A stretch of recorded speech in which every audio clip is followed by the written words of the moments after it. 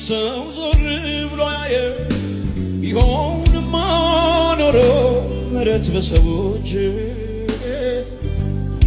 እንኳን ለጸድቀው እንኳን ለሌላው ሰው ለራሴማ ልበጅ አይኑ እንዳየች ሳይሆን ጆሮው እንደሰማ ሳይፈርድ አጸደቀ። ኧረ ይገርማል ሰዎች ኧረ ይገርማል ሰዎች እኔንማ ደመኛ የማይገባኝ እጆች ከፍ ይበሉና የሕይወትን አክሊል እወድቃለሁ በነፃ ሰጠኸኝ እወድቃለሁ